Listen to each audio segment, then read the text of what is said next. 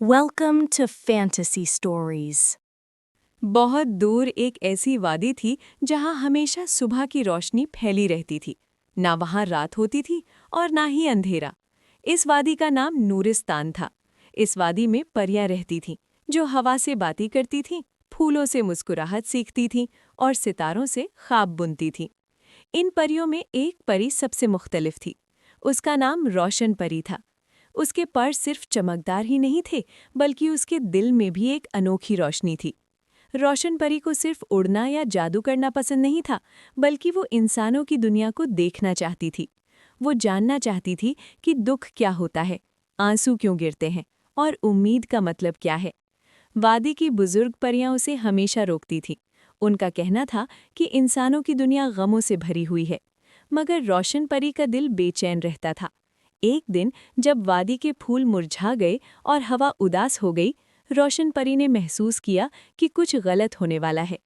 उसी रात खामोश झील, जो सदियों से नहीं बोली थी, अचानक चमक उठी। झील के पानी से आवाज आई, अगर रोशनी को बचाना है तो एक परी को अपना डर छोड़ना होगा। रोशन परी समझ गई कि ये उसी का इम्तिहान है।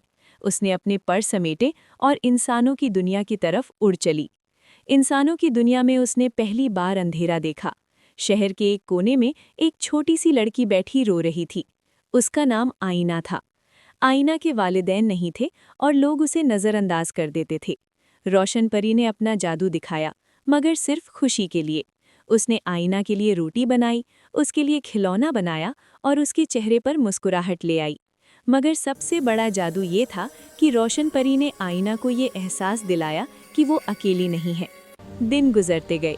रोशन परी और आईना की दोस्ती गहरी होती गई, लेकिन जैसे जैसे रोशनी परी इंसानों की दुनिया में रहती गई, उसके पर आहिस्ता आहिस्ता मध्यम होने लगे। एक दिन खामोश झील की आवाज़ फिर सुनाई दी, अगर तुम वापस ना आई तो तुम अपनी परियों वाली रोशनी खो दोगी। रोशन परी के लिए ये सबसे मुश्किल फैसला था, या तो वो अपनी रोशनी बचाए या आईना को अकेला छोड़ दे। उस रात रोशन परी ने सच्चा जादू किया। उसने अपनी रोशनी आईना के दिल में छोड़ दी और खुद वापस नूरिस्तान की तरफ उड़ गई। जब वो वादी पहुंची तो उसके पर पहले जैसे चमकदार नहीं थे, मगर उसका दिल सुकून से भरा हुआ था। अगली सुबह नूरिस्तान में एक अजीब बात हुई। वादी पहले से ज्यादा रोशन हो गई। फूल दोबारा खिल उठे और खामोश झील हमेशा के लिए बोल उठी। बुजुर्ग परियों ने समझ लिया कि असली जादू कुर्बानी होती है, और रोशन परी सिर्फ एक परी नहीं रही, बल्कि उम्मीद की निशानी बन गई।